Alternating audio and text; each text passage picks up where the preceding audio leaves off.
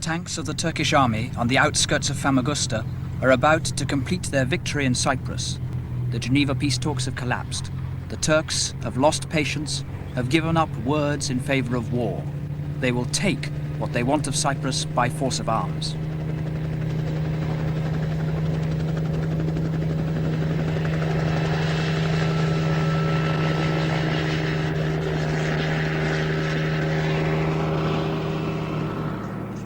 Royal Fusiliers at the British military base of Takalia watched the Turks with anxiety. The British base borders Famagusta. The Turks are unsure of their position. The British are unsure of the Turks. If the tanks seek to pass through the British base on their way to Famagusta, there'll be a confrontation. There is no communication between the two sides. Suddenly, without warning, the Turkish army opens fire on the base.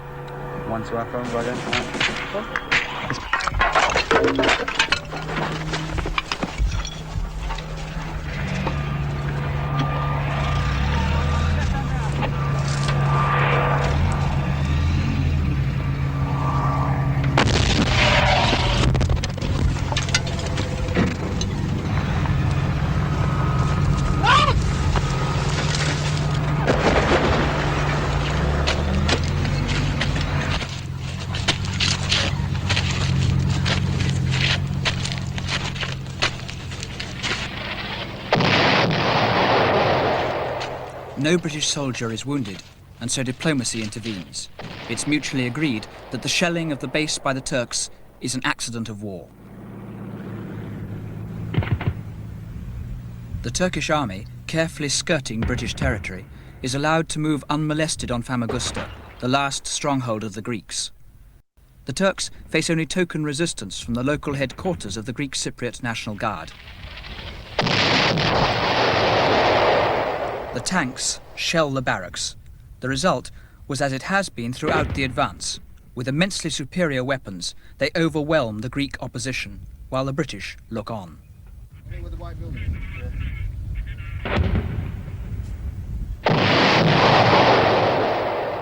The Turks complete their conquest in Cyprus with an avalanche of shells which destroy deserted buildings. The port of Famagusta is in Turkish hands. Its buildings smoke from the bombs of the Turkish Air Force, which has obliterated what remained of the Greek resistance. For the Turks, it's been an easy war to win.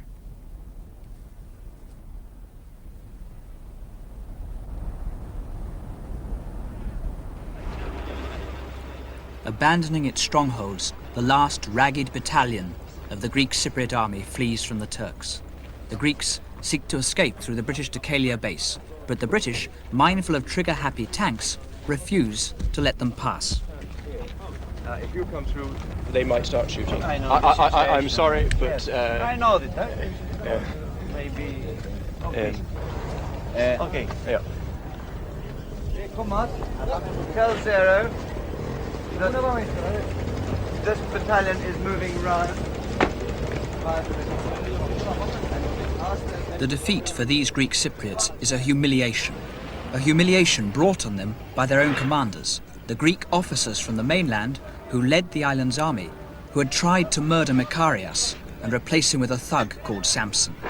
Their wild dream of a Cyprus ruled from Greece provoked the Turkish invasion, led to this catastrophe.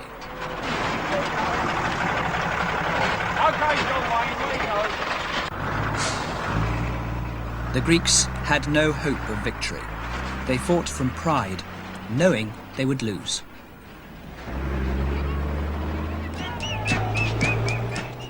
As the Greeks fled, the Turkish rode rejoicing into the old city of Famagusta. This had been a Turkish enclave surrounded by Greeks who outnumbered the Turks by 3-1. Now, not only the old city, but the entire port of Famagusta is in Turkish hands.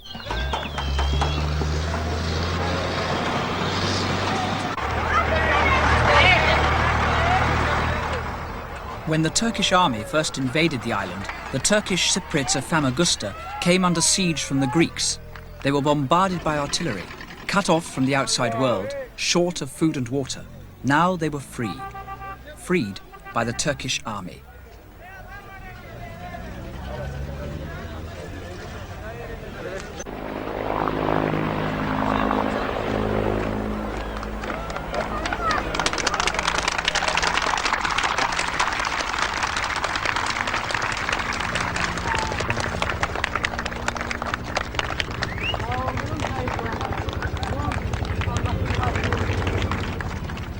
generals of the Turkish High Command, their victory complete, arrived in triumph to acknowledge the greetings of those they had saved. For the Turks of Cyprus, these were the heroes from the motherland who had come to their rescue.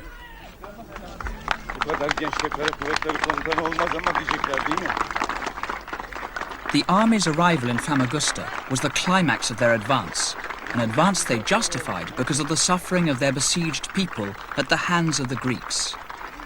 The victory secured for the Turks a slice of Cyprus, which they now regard as their own.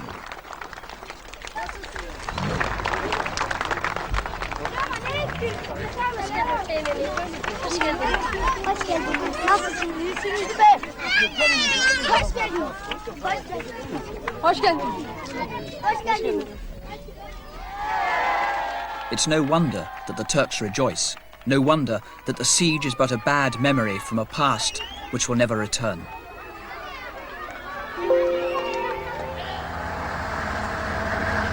In the last half an hour, just before the Turkish tanks arrived, I counted 68 mortars at the Famagusta gate, by the hospital.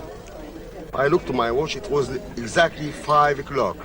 And for the 50 minutes, I counted 125 mortars had been shelled to Old City. Do you imagine? 125 mortars to be shelled from Augusta. Well, just before the tanks arrived, we had a very heavy shelling by mortars and long-range guns, and everybody was very upset. But when suddenly we heard the word, the tanks are here, everybody started rushing out.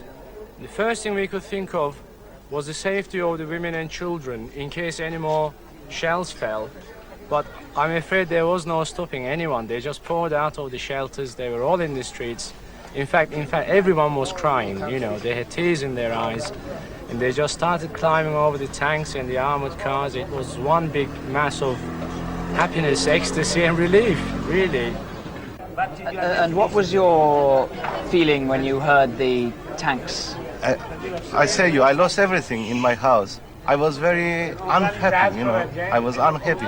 But when I saw the tanks, I forget my unhappiness. I was very happy because my life was saved, my children's life was saved, and my people, I mean the Turks, was all safe. I'm very happy, of course, because they saved ourselves. I know war is a very bad thing for everybody. You know, I don't envy being anyone on the receiving end of a war. It is terrible for everyone. Everybody loses something, somebody. But then freedoms are never given. You have to take them. I'm afraid we had to do that. Only Turkey could have helped us. Beyond the walls of the old Turkish city, Famagusta is silent. All this belonged to the Greeks.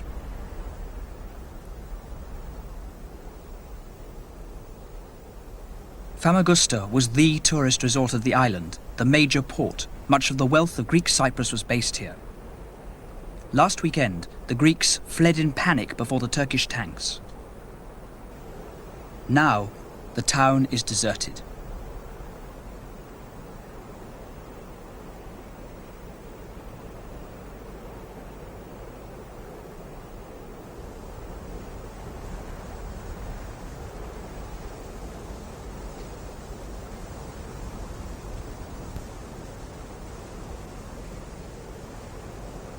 No voice is heard, no child plays, no door slams.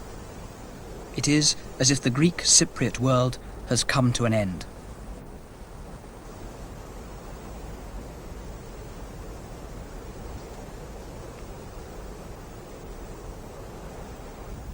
The last to escape the Turkish advance were the old, the weak and the sick. In terrified ones and twos, the Greeks scurried for safety, taking with them nothing but their fear of the Turk. The Greeks have been reared on myths born out of centuries of enmity between the two races. For these people, the Turkish soldier is a barbarian. They have abandoned all that they have, and they won't return while the Turks are there. Do you come from a village now under control by the Turkish? Would you go back there or not? I don't want to go back. Nobody wants to go back. And we want to With go this back gathering. to our village, but not under the Turkish control. We want to live free as we left before. We hate these fucking people anyway. Hate them. Since we are so small boys, because our grandfathers from our grandfathers, I mean, years ago, they do that to this island and to Greece too. You mean you've hated them forever, for a long, long time? Yeah. That's the The struggle between the two people yes, has always been yes, there. because they are hard people. They are not same the Greek Cypriots, If which you they like live- everybody. If the Turkish authorities said that it would be perfectly all right for you to live there under their jurisdiction, their control, would you be happy about that? No, because the Turkish are the more barbar people that there is in the world. So nobody. Barbarous, you mean? Yes, barbarous people who is in this world. So it is somewhat difficult to live under the Turkish authority. You wouldn't do that? No, You would prefer, even if you had to lose your house, to live in the Greek side? we prefer to be dead than to live under the Turkish authority. You know how many £1,000 I left in my house? How many? I left my tractor, I left my combine, I left my wheat and barley, which is all my things, and I left them. You have nothing to go back to now. No, I don't think I could find back. Could find anything. What do you Sorry. think you will do now? Kill myself. Kill myself. Yes, better to kill myself. If I go back to find, my house.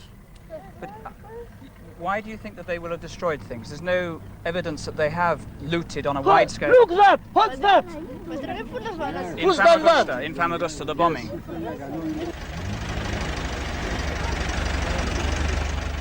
It seems that every Greek Cypriot is on the move.